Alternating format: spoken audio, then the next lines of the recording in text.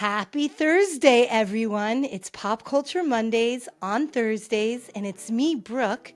And for those of you watching, a special guest, Potato. On Thursdays. Hi, guys, and welcome back to another wild week of pop culture. We have a lot to discuss today, as always. But especially for those of you watching, I'm sorry for those of you listening, but you'll just have to go to YouTube and check out this gorgeous little boy. We have Potato, and that is because we're dedicating this week's episode to Roscoe Hamilton, the beloved baby and best friend of Lewis Hamilton, our now favorite. Maybe always been your favorite, but certainly now my favorite, not just F1 driver, but athlete of all time. This man, I did not know his game, but he is an English bulldog lover. He had Roscoe and Coco. They were sisters, and I guess sister and brother. Sorry, Roscoe. I'm gender changing his gender.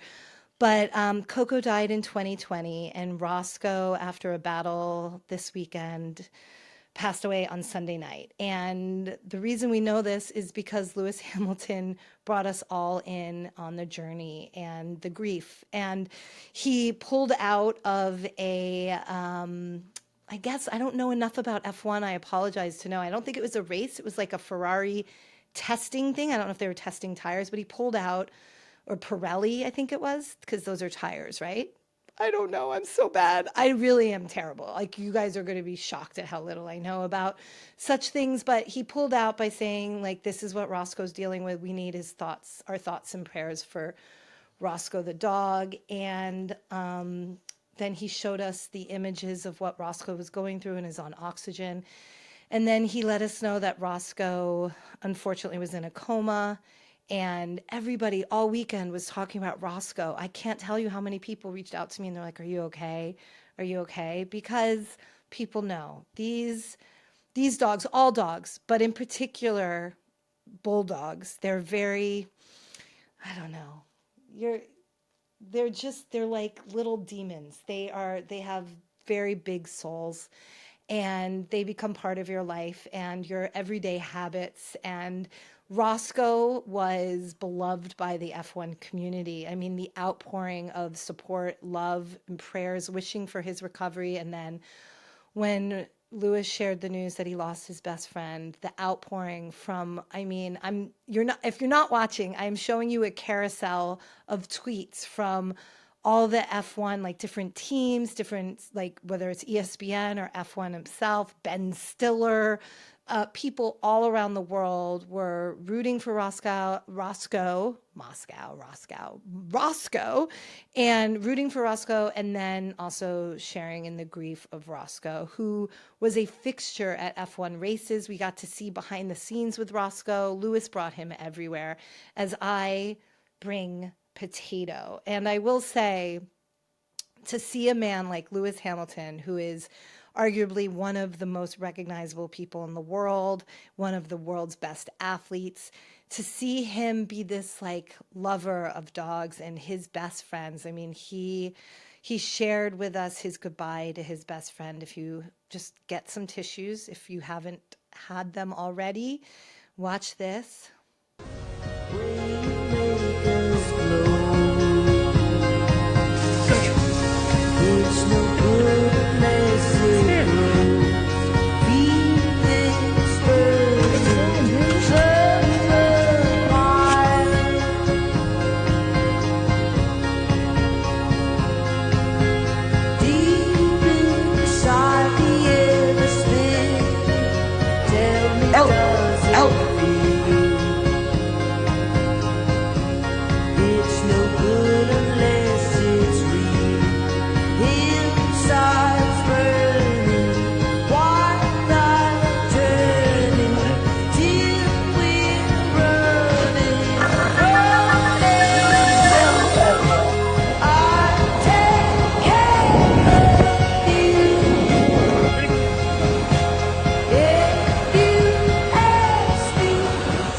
You know, you can tell a lot about a human with their sort of connection to animals. And this reminds me of a little ditty about our favorite non-human, Elon, aka Space Karen, where I was at a dinner with him a few years ago, right before he had bought Twitter. It was sort of rumored. And everybody was giving him a really hard time, a really hard time. And at the dinner, he's like, why does everybody hate me? What can I do? There's nothing I can do to get people to like me. Like, I'm trying to save their social media app and they still hate me. What could I do? And I sort of jokingly, but not jokingly said, you know, my friend, if you were to develop a technology or a product or something that would elongate the lifespan of our pets, you would be a hero. You would be a hero around the world. Like, forget about Buddha and Jesus. We will have shrines of you in all of our homes. There will be churches or buildings erected in your honor. Every dog would be named Elon. Every cat would be named Elon. We would be like saying goodnight, Elon, in our at our bedtime prayers. It would be an unbelievable thing that you would do for society. I'm not wrong, by the way. I don't think I'm wrong. But he like looked at me with disdain and was like, "You're dumb." Basically, that's stupid, and like shooed me away. That tells you everything you need to know about that guy, right? Would you bark at him? Would you bark at him? I don't think Potato has a nice thing to say about Space Karen, but he, like all of us, are sending our love to Lewis Hamilton. It's I hope his friends and family, I know they are. They are rooting for him. I just like imagine him in bed with like Roscoe's blanket. Like I know my girls, I know Kara and Deborah and Britt and others will have to be here to pick me up off the floor. They are special beings, all of these dogs, whether they're like, I understand about shopping and adopting. I did not purchase this dog. He was a gift to me by somebody we do not discuss anymore. But however you come upon these animals, dog, cat, bird, ferret, they it's just an unbelievable gift that we've been given. And with that, we're going to dedicate this to Roscoe. And I can't believe the outpouring of love. I mean, there's some MAGA people that were like, man up. But for the most part, everybody was like, we support you. We love you. We love Roscoe. And he brought everyone along on this journey. And it's a heartbreaker. It really is. So, Potato, with that, I'm going to put you down so I can do the rest of the pod. Ah! Okay. That was like a little wiener cover. Because we're not into pornography here at Pop Culture Mondays on Thursdays. But I do want to talk about other things besides Roscoe. We love him. So with that, I do want to just say, Roscoe, this one is for you. Bad Bunny. So now we can smile. We start with sadness, but now we can work into our happy place. And I gotta say, I might have been the most surprised by the news that the NFL and Jay-Z had announced that Bad Bunny, and Bad Bunny really announced that he was the halftime show for the Apple Music halftime show for this year's Super Bowl. I was shocked. I really was, because I gotta say, after last year with Kendrick, which I thought was awesome. I mean, we are still talking about that performance to this day. The bootcut jeans from Celine still sold out everywhere.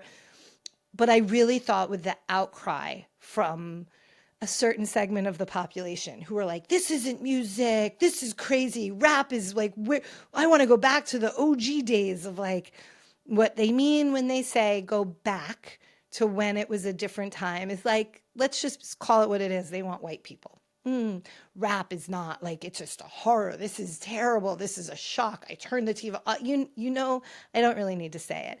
So I really thought, especially in this environment that we're in, that the NFL, like so many other companies, was going to fold, and they were going to acquiesce to a certain administration's power and demands. Kind of like YouTube, which was announced this week. I say this on YouTube. I'll probably now be edited, but YouTube settled with the Trump administration, with Trump maybe himself personally, I'm not quite sure, over a lawsuit. It's always a lawsuit that Trump took out on YouTube about them, I guess, cutting him off from his channel at some point, and they've settled for $25.5 million, which will go to the creation of the ballroom, some ballroom, that's going to be like a gold, not real gold, obviously gold painted, like somebody from Versailles vomited into 2025. But that's neither here nor there. They went with Bad Bunny. The NFL, who works with Jay-Z, Jay-Z and Rock Nation are behind the halftime show act, and Apple Music, which is a shocker. A shocker, since Tim Cook, the CEO of Apple, has been by the president's side at every sort of high profile function, state dinners, Windsor Castle, like you name it, gold iPhone. So I really thought we were going to get like a little country music situation, which is me being, I'm just calling it like it is. But we have Bad Bunny. Now, there has been some unbelievably positive responses, but there are also the negatives. And we're going to start with the negatives because what's the fun? But first, I think it's important to see Bad Bunny's announcement himself into the surprise announcement.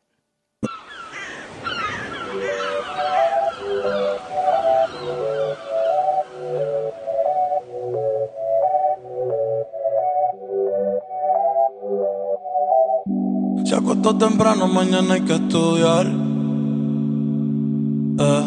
Pero llamó a la amiga diciendo pa' janguear. And then he talks about, in this, I don't know if this was a tweet. I think this is an interview, but here it is on Twitter. And he says this was a long time coming. He's kept this a secret, and it feels so good, not for him, but for the world and for the people and the people of Puerto Rico. And this is something he's kept in for so long. Now, the first group of people that are very, very upset are the Swifties. And that is because right here, as you guys know, when we talked about the album coming out, which is coming out on Friday, and we're going to get to that. We talked about the fact that Swifties, who are like CIA, MI5 agents, are putting together all these Easter eggs and had determined that Taylor Swift was no doubt the halftime performance for this coming year, 2026, I guess, Super Bowl. And all the Easter eggs pointed to it, like the number, the numerology, which she talked about on the New Heights podcast with the Kelsey brothers. She dropped numbers, and those numbers coincided with the night of, like, which night of the Eras tour she performed at Levi Stadium, which is where the Super Bowl is going to be. Also, the numbers that coincided with what Super Bowl number this is this coming year, or 2026. So they were expecting it. There were some rumors that it wasn't going to be Taylor, and you could see the fans sort of starting to create this new narrative that says, well, she pulled out at the last minute because she wasn't going to be able to get the rights of the Super Bowl content, that was going to be owned by the NFL, and Taylor's not doing anything unless Taylor can own it. And they were putting together the last minute sort of fix. Now, I don't think that's true. You don't get Bad Bunny in a week's notice. This is, as he said, this is a long time coming. And Bad Bunny should be no surprise because, let me be clear, he's a global sensation, not just big in America. In fact, probably bigger outside of America, but huge in America. But I don't know if he's bigger than Taylor Swift streaming, but certainly second, if not first, of the most streamed, billions and billions and billions of streams. He is a global sensation. He also doesn't speak English very well. He is Spanish first. He is Puerto Rican, which I know some people in America don't know is part of America. Really, really hard to understand that. It was a funny post where somebody, this is a good one. I love this one because this gets me going. The halftime show of our next Super Bowl will be done by I can't believe I'm saying this, Bad Bunny. Okay? Now, what I've been told, we have intel briefings. This is a person from the Mexican city of Puerto Rico. Okay? And already I have a problem with that. Okay? It's the American Super Bowl where we crown a world champion. And to have somebody from the Mexican province or town or what of Puerto Rico, which has produced some, there's been some good things from Puerto Rico. We're friends. We're sort of allies, I think, with Puerto Rico. But this is going too far. This is sort of a desecration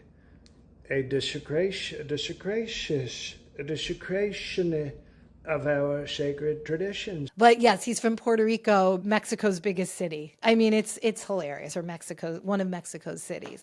That's how a lot of people, I think of Benito. But Bad Bunny is just a global superstar, and he's not just a singing talent, but he's a comedic talent. He's going to be starring as the host of SNL this coming week, along with Doja Cat. This is not his first time on SNL, and in fact, he's so good on SNL that Adam Sandler was so impressed with him and put him in the new Happy Gilmore movie that was not very good. But what my favorite part of that movie was Bad Bunny, who is a star of the movie and like a very prominent role and important role in the movie that made it actually watchable. But here is like just one of my favorite SNL skits with Bad Bunny. See, what do you do for work? Oh, well, currently I am a graphic designer for my dad's nonprofit. Oh, good, because nobody likes profit. Mamá. Ay, por favor, no puedo creer que me trajiste a un Nepo baby. Que seguro compra toda su comida en Trader Joe's. Pero Claudia, ¿qué tú esperabas? Sí, ese es el pasatiempo de todas las niñas que tienen un flat butt. Are you talking about me? No, my love, I'm talking about another white girl with flat butt. And also, I don't love James Corden. I think this was James Corden, but he did a carpool karaoke where he's like, he admits he doesn't really know English songs. And then all of a sudden he breaks into Ariana Grande. But he's like, I can't get enough of him. Look at this. I think this is the English song that I most know. Really? The lyrics. Yeah. Because I listen to English music, I like, but I never listen. This is the power.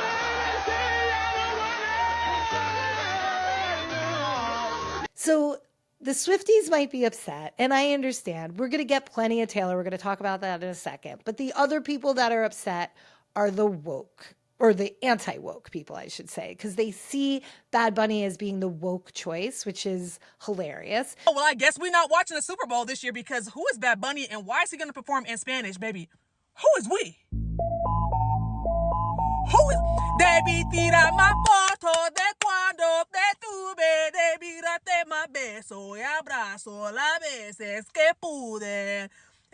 Ojalá que los míos nunca se muden. Y si me embaracho, pues que me ayuden. Who is we? Baby, I'll be seated, okay? So he has been photographed like many other male musicians in dresses for whether it's a photo shoot. He's very into fashion. He just cares about like the people. He doesn't give a shit about what is right or wrong in the eyes of a certain group of people. So he is Puerto Rico first. He wore clothes that MAGA people feel are feminine and therefore whatnot. So, for example, this guy is very upset, the wokeness police on Twitter, and say this, like, with all the sarcasm, this is the act of the Super Bowl, with a picture of him from a fashion photo shoot where he's wearing a skirt or a dress or whatever you want to call that. So people are very upset. The MAGA people are upset.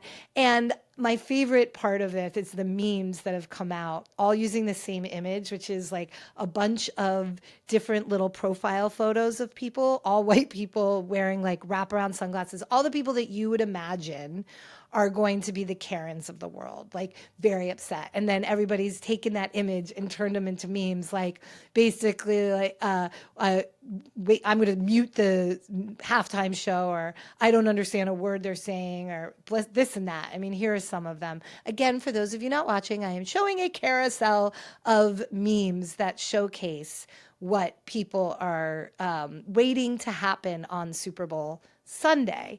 And as this person said, this site's going to be on fire on Super Bowl Sunday. It's going to be comical. The meltdowns are going to be unbelievable. I mean, people are going to get protests like, this is crazy. I can't believe they're having a Mexican perform. This is America.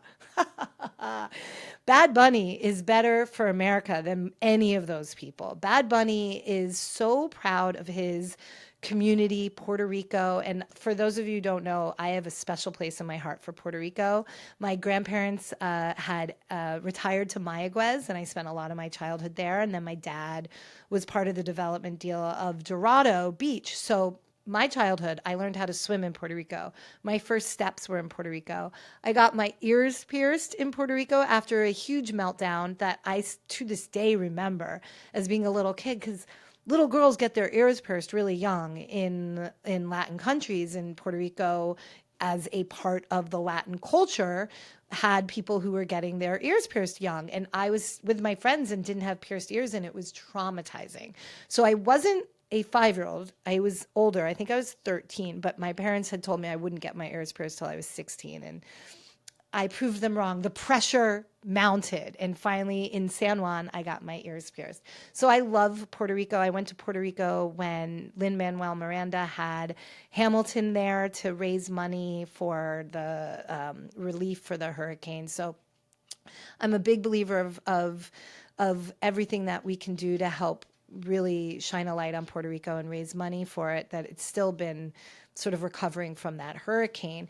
And Bad Bunny has had a residency in Puerto Rico to sort of bring tourism back to Puerto Rico and get people to come and see his tour.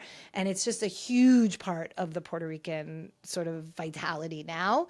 And he's also been very outspoken about the government. He's been very outspoken about ICE, and he acknowledged that he's not having a tour in the continental United States because he does not want to invite ICE basically to come to the stadiums and just pick up people coming out of the concert or going into the concert for being illegal. And that was what he and his team were most concerned would happen. So Bad Bunny is on tour everywhere but America. And you could say that instead of doing a tour in the US, he's now doing the Super Bowl. And bravo to him, bravo to us, bravo to the NFL. Like, well done. I mean, even Amazon Music, a competitor to Apple Music, got in on it and said what we're all thinking, like, it's a Bad Bunny moment. We're all in it now, and it's exciting. And I'm whether he has guests or what he does, if he's going to make a political statement, I'm sure it will. I'm sure that's all being negotiated. But Kendrick Lamar went there last year with his to Drake. So let's see what happens. I don't think the NFL is afraid of Drake as they might be of Donald Trump, but I cannot wait for this. So we talked about Taylor Swift. Let's talk a little bit more about Taylor Swift, because while the fans are upset, they're going to be fine in a few days. The album drops on Friday. So Godspeed to everyone. That is going to dominate the news cycles. The movie drops, or the launch party, which I think is Friday and Saturday. It's like 2 days at AMC theaters. Lots of my friends are going either because they themselves are fans or they're taking their kids. And one of the things that happened over the weekend that was wild, like me, like I'm sure many of you, I am a vinyl fan. I have a record player. I'm very excited. So it was announced last week that if you were a vinyl fan, you could pre-order vinyl online at Target. And that was the only place that you could get vinyl, like in pre-order it. So I went to Target, I set up an account, never done that before, and I pre-ordered the album. So you can imagine my shock and awe when I know the album is coming out Friday, October 3rd. When over the weekend I get an email from UPS that says, your package from Target will be delivered Monday, September 29th between 6:30 and 8:30 p.m. I'm like, what the fuck? Like, I, as a communications person, immediately sat up and was like, oh my God, heads are going to roll. Like, people are going to freak out. Like, UPS people are getting fired. Target people are getting fired. Like, Taylor Swift's team will be not playing around. That will be a disaster, because they can't, like, think about the logistics, whether they're working or not, the logistics. You pre-order an album and then they're all going to arrive on the same day. I can't even imagine. And so then they wake up and the heads that are literally getting chopped off when they're like announcing your delivery is coming. Now, that was an error on UPS. Was that an error on Target? We will never know. I went online to check it out. And of course, people are freaking out. They're calling it the Great Leak of 2025. But then over the weekend, I guess it was yesterday or maybe it was this morning, I can't recall. I got an email from UPS that says your delivery has been rescheduled from Target. It does not give a date now. It is just very vague. You can track the package. We assume it will arrive on Friday. Thoughts and prayers. But it did make me think of Charlie and the Chocolate Factory and Willy Wonka and the spy, whose job was to try to get the kids to turn on Willy Wonka for the everlasting gobstopper.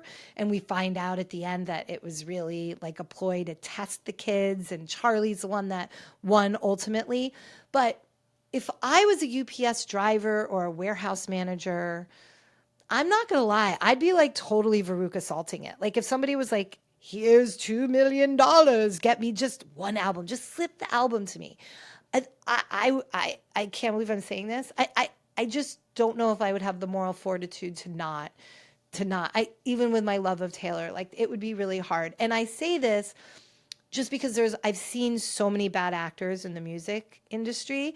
Like when you guys are upset, and I know I am saying this in a world where there's a lot of misinformation going out there. We can talk about it in another time. But when your ticket prices are astronomically high, it is not because, either that is what they were set at by the artist and the venue as they came together, and you're purchasing it directly, whether from Ticketmaster or however you're buying your tickets. But if you're buying it on the secondary, so if you're buying them on StubHub or those places, they are astronomically high because we talked about this, there is no regulation in the US, and they're bad actors. So these ticket brokers are scalpers, and they are so sophisticated, whether they're Russian or Chinese or whatnot, and they have bots. They have bots that they put out, and so when a concert is announced, before you and the normal people can just get online and buy tickets, they have deployed these bots to buy up tens of thousands of tickets faster than anybody can squash them. And now they own the tickets, and now they can sell those tickets for whatever price they are. And that is what's happening. And I feel like that's basically the equivalent of the bad guy in Willy Wonka, even though he was really a good guy. But that doesn't make my story stand up. But you know what I'm saying, right? So anyway, T Swift, we have a lot to do. She's also going to be on Fallon. I don't know if that's Friday night. I'm not a journalist, but she has a long history of going on Fallon at that album launch. And I am showing an image of Jimmy Fallon and all of the other album launches holding up vinyl. So this is going to be exciting because it's going to be orange. It goes into a different sort of category of color. And I love that that's sort of her tradition. And she's smart. Her team knows, this is multi-generational, right? The kids maybe not watching Fallon, but the parents are. And now the kids are going to be asking, Mommy, how do I watch Jimmy Fallon? It's going to be fascinating to see this unfold. So they're going to see it in the movie theater. They're going to get the album. They're going to stream it on Spotify or Apple or however they listen. And they're going to watch Jimmy Fallon, and then all the TikToks. So just get ready. That's what we'll be unpacking next week. Now, I talk about the good news in sports, and I also failed to mention, by the way, that Bad Bunny is a global sensation, right? And the NFL is trying to get into the global sort of world and bring American football onto a bigger stage because they've got us locked down. America's locked down. Nothing more we can do. We are going to watch our football. We are locked and loaded. Even if we're mad at them for something, we're going to watch our football. But they are obviously really interested in an international audience. They just had a football game in Dublin, Ireland. There's going to be one in Madrid, lots of European cities and other places they are having football.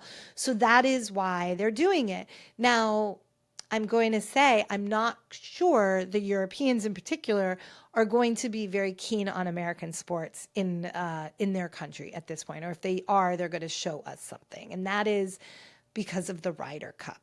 And the Ryder Cup is probably, it's a very respected golf tournament. It happens every 2 years. I'm going to let this creator sort of break down what the Ryder Cup is and what happened, but it is shocking. It is embarrassing. As an American, we all should be embarrassed. We should be mortified. We should send a message to Europeans and all of our friends like this is not representative of us. But before I continue, let me have this creator explain to you what went down. I'm just popping on here real quick to explain the mess that's going on with the Ryder Cup. This video is not going to be very thorough. I'm just here to give you the basic hits, okay guys? So the Ryder Cup is a golf tournament that happens every other year. It used to be every odd year, but then 9/11 happened and they're like, we'll do it on the evens. But then COVID happened and they're like, we'll do it on the odds. Anyway, it's like America versus teams in Europe. The setting this year is in America and some of the spectators in attendance are acting like they don't have any home training. It started off poorly with the MCs trying to make a chant happen. I all took Adderall this morning. Slow down. 1, 2, clap. Here come the lyrics. Scotty, Scotty, Scheffler. Listen, some people have never had to make speeches written in 1863 interesting to teenagers who are addicted to TikTok, and it shows. There are just some things you can't make cool. So anyway, throughout this, Europe is mostly winning. Rory is not on Team America. Spectators are heckling him. At one point, he's like, That bunker's looking tasty. Guys, shut the fuck up. somebody in the crowd evidently throws beer on Rory and his wife. The MC, who's comedian Heather McMahon, steps down because she's caught starting an F you Rory chant. Fuck you, Rory. Actually, I kind of wanted to dig in on her, so I went to her Wikipedia, and my favorite thing is that editors really wanted us to know that she's married to Jeff Daniels, but not Jeff Daniels the actor, or Jeff Daniels the director, or Jeff Daniels the ice hockey player. Like, it's a Jeff Daniels you don't know, and they want you to know that. Anyway, she did apologize to Rory, but like a little too late. Some of the golfers from Europe had to walk around with security because the heckling got so bad. Like, this is embarrassing. We weren't even winning. I'm all for a well-timed USA chant. But like, if it's 1980 and it's hockey and we're playing the Russians, I mean, not that anyone asked, but I blame social media. People go from trolling online to trolling in real life. People can hear you and you don't sound cool. You sound friendless and sad. Therapy would help. When I find myself angry and upset, I color in a coloring book. You could try that. You can pick flowers or get a rescue dog. You probably don't have any friends, so go to the park and make some. I kind of strayed away from the Ryder Cup, but that's okay. See you later.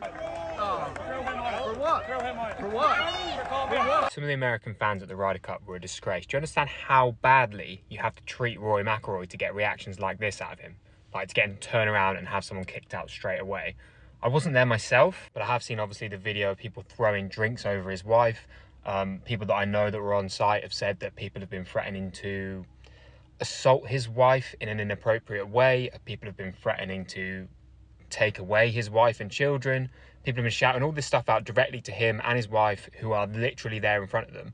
It's like disgraceful behaviour. And it's not to say that I don't agree with banter in the Ryder Cup. I think there should be banter. I think there should be support and a bit of abuse, but there is clearly a line that has been crossed here. There's some really good examples of some really good American banter going towards the players. You don't need a button to choke, Rory.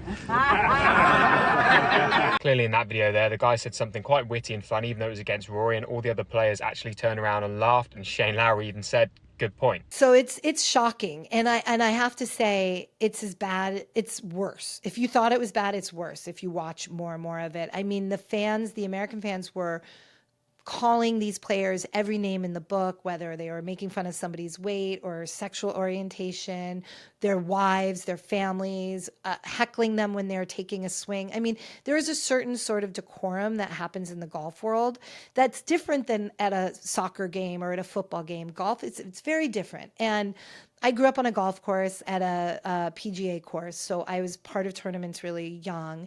And I saw the shift in golf, and I was very fortunate to be able to be at tournaments like the Masters and so forth.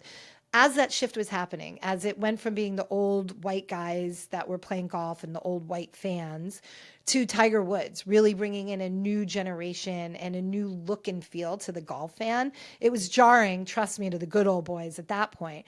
But there was still a decorum, even though these young kids were getting in and going to tournaments, and they may not know all the rules and would be told to shush, but never was it anything like what happened this weekend at the Ryder Cup. And the Ryder Cup was in New York, in Bethpage, New York. Donald Trump was there. And this is a pure manifestation of Trumpism. This is the people have watched Trump and all of his cronies, and I'm not saying it's all the right. The left have been as guilty trying to respond in that same way. I heard somebody recently refer to it as an all caps society we live in right now, which means that it's like all caps. Just like Donald Trump, when he tweets or Truth Socials, it's all caps, it's yelling. This is the world we live in. It's like we have to be seen, we have to get all the attention, we have to yell, we have to scream, we have to be obnoxious, and we have to be rude and vile, and that is who we are. And that is what happened at the Ryder Cup, and it is astonishing. And I mean, the insults and the disgusting nature of what was spewed towards Rory and his teammates and their wives, a drink thrown at Rory's wife, and they said, oh, well, we meant to hit Rory, like that was any better. It's shocking. And then the MC who had to step down is a comedian who I'm vaguely familiar with, though I don't even know if I'm saying her name right, Heather McMahon, whose name I shall never mention again, by the way, was leading a chant that said, fuck you, Rory. Leading the chant, getting the audience to say this. Shocking, shameful, embarrassing, disgusting, horrifying. And I think Rory himself, who's kept his head held high, and his team won it. So they didn't use words, they used their golf clubs to show us Americans. Rory said it best. It's shocking. What happened here this week is not acceptable. And it's, for me, come and support your home team. Come and support your team. I think if I was an American, I would be annoyed that I didn't hear a lot of shouts for Scotty today, but I heard a lot of shouts against me. And it's like, support your players. That's the thing. So look, it was a rough week for all of us. But at the same time, we shut them up by our performance and how we played, and we tried to, I tripped back a few times because it got to me a few times, but we tried to handle everything that came our way with class and poise, and for the most part, I felt like we did that. I also think where he talks about why we were so focused on insulting them rather than boosting up our team. Like, that's what sportsmanship is about, not degrading the team that you're against, but instead propping up, rooting for your American team, getting them to feel great. But instead, we live in a moment now where instead of people making others feel good, it's about making others feel bad. That's the moment in time we're in. And it just seems like bad news. Like, apparently there's a comet coming towards us at a very fast pace. America is going to get knocked out. Maybe the world will survive, but America will get blown up. Apparently there's alien technology. I don't know, but I'm just like, maybe just hit America. Let everybody else be. Just, we don't deserve to keep standing at this point in time.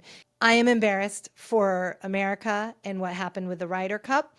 And I hope that we can redeem ourselves at some point, but it's pretty grotesque. And what I think is the funniest is that the Ryder Cup sent a message directly to Donald Trump. And this was not done with pride. Like, look at us, Mr. President. Are you happy for us? Do you see us? They are calling him out because they know that behavior was a direct result of his leadership. And what's so funny is that after this video, Are you watching? Are you watching? Are you watching Donald Trump? Are you watching Donald Trump?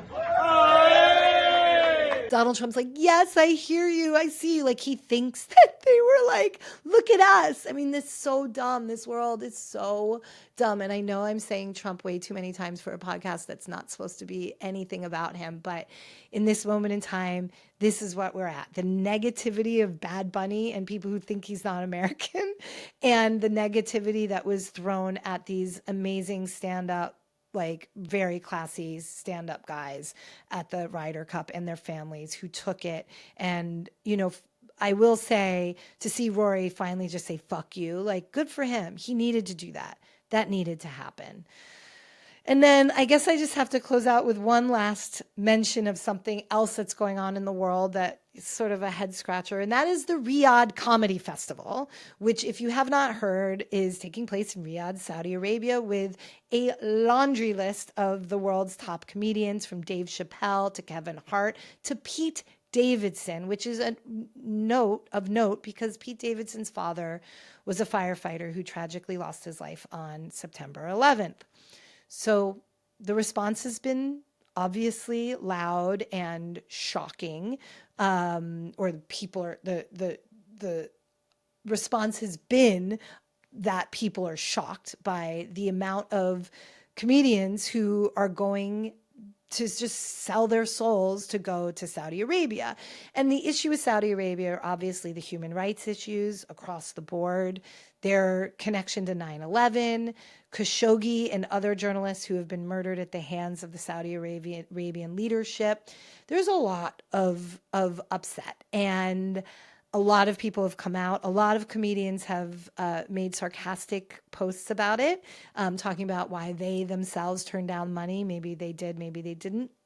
Dave Chappelle gives zero fucks, as you can tell by this video. After the controversy has already erupted, he is all over Saudi Arabia's official TikTok page, all over it.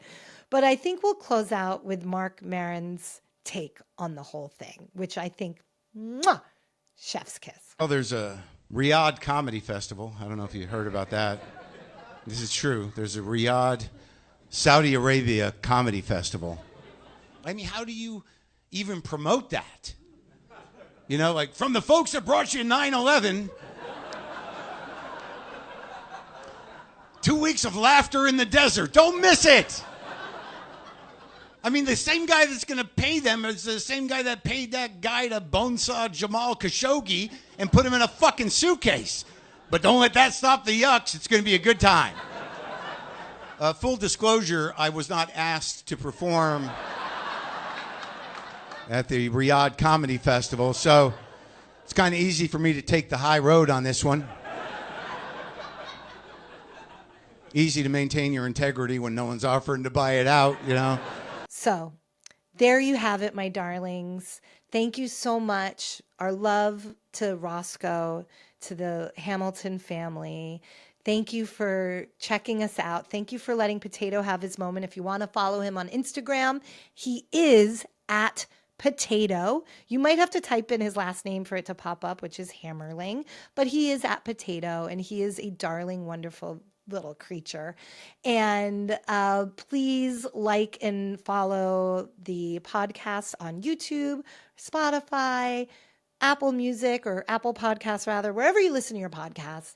And thank you to Live Nation, as always, for making this all happen. Have a great week, guys. See you next week. On Thursday